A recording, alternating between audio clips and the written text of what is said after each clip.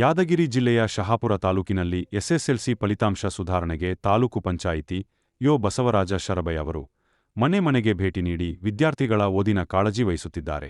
March 18ರಿಂದ ಪರೀಕ್ಷೆ ಆರಂಭವಾಗುವ ಹಿನ್ನೆಲೆ ಪೋಷಕರಿಗೂ ಜಾಗೃತಿ ಮೂಡಿಸುತ್ತಿದ್ದಾರೆ.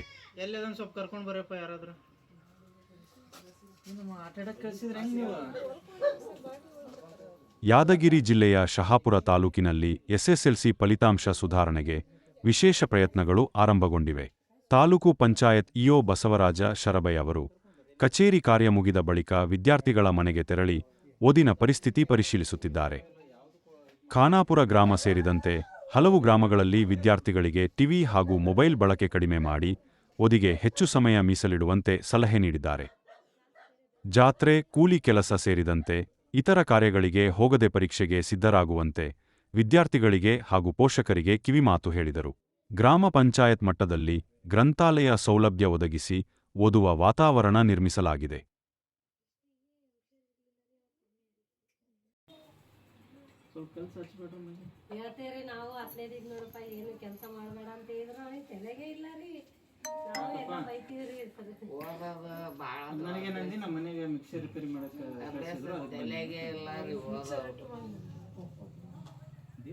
ಕಳಿಸ್ಬೋದಾಗಿತ್ತದ.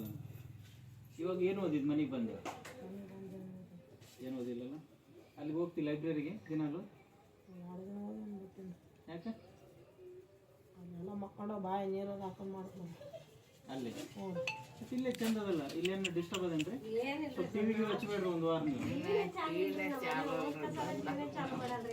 ಎಲ್ಲ ಇಲ್ಲ ಆರಾಮ್ ನಿಮ್ ಸೊಲಕ್ಕೆ ಟಿವಿ ಬಿಟ್ರು ಎಲ್ಲ ಬಿಟ್ರು ಮನೆಯಾಗ ಓದಕ್ಕೆ ಏನಾಗ್ಯದ? ಓದ್ಲಿಲ್ಲ ಅಂದ್ರೆ ಸೀದಾ ಅಲ್ಲಿ ಹಾಸ್ಟೆಲ್ ಅದ, ಅಲ್ಲಿ ಹಾಸ್ಟೆಲ್ ಕಳಿಸ್ಬಿಡ್ತೇನೆ ನಾನು ಶಾಪರಿಗೆ. ಅಲ್ಲಂತೂ ಏನೂ ಇಲ್ಲ, ಬೆಳಗ್ಗೆ ಏನು ಸಾಯಂಕಾಲ ತನಕ ಬರೀ ಓದ್ಕೊಂತ ಕೂಡ್ಬೇಕು. ಅಷ್ಟು ಮಾಡ್ತಿ ಏನ್ರಿ?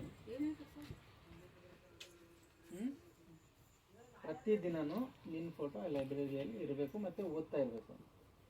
ಪಾಸಿಂಗ್ ಮಾರ್ಕ್ಸ್ ಎಷ್ಟು ಹೋಗ್ಬೇಕು? ನೀನು ಎಷ್ಟು ಹೋಗ್ಬೇಕಂತ ಮಾಡಿದಿ? ನೀನು ಎಷ್ಟು ಹೋಗ್ಬೇಕಂತ ಮಾಡಿದಮ್ಮ? 90% ಅಷ್ಟೇ ಹೇಳ್ತಾ ಇದೆ. ಎಷ್ಟು ಇದು ಮಾಡಬೇಕು? ನಿಂದು ತುಂಬ ಎಲ್ಲ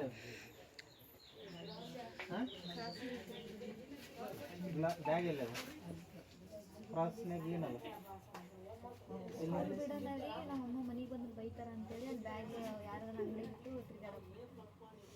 ಎಲ್ಲಿಟ್ಟಿದ್ದೇವಪ್ಪ ಬ್ಯಾಗ್? ಬ್ಯಾಗ್ ಎಲ್ಲಿಟ್ಟಿದ್ದೇವೆ? ಇಲ್ಲಾಂದ್ರೆ ಈ ಸೀದಾ ಹೋಗ್ತೀನಿ, ಅಲ್ಲಿ ಹಾಸ್ಟೆಲ್ನಾಗ ಒಂದು ತಿಂಗಳ ಏನಾದ್ರೂ ವ್ಯವಸ್ಥೆ ಅದೆಲ್ಲದ ಅಲ್ಲೇ ಬಿಟ್ಟು ಬರ್ತೀನಿ. ನಾನು ಹಾಸ್ಟೆಲ್ಗೆ ಕಳಿಸ್ಲೇನ ಒಂದು ತಿಂಗಳು ಅಲ್ಲಿರ್ತಿ ಶಾಪುರ್ನಾಗ. ಮತ್ತು ನೀವು ಬ್ಯಾಗ್ ಒಂದು ಕಡೆ ಇಟ್ಟು ಮನೆಗೆ ಅಕ್ಕನ ಕಾಪಿ ತೊಗೊಂಡ್ಬಂದ್ರೆ ಹೆಂಗೆ? ಎಷ್ಟರ ತನಕ ಇಡ್ತೀರಿ ನೀವು ಅಲ್ಲಿ? ಸರ್ ನಾವು 9 ತನಕ ಇರ್ತಾರೆ. 9 ತನಕ ದಿನಾಲು ಪ್ರತಿದಿನ ಓದ್ಲಕ್ಕೆ ಹೋಗ್ಬೇಕು.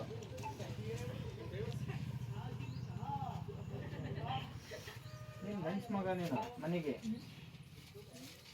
ನೀನು ಚಂದ ಓದಲಿಲ್ಲ ಅಂದ್ರೆ ಹೆಂಗಾಗುತ್ತದ?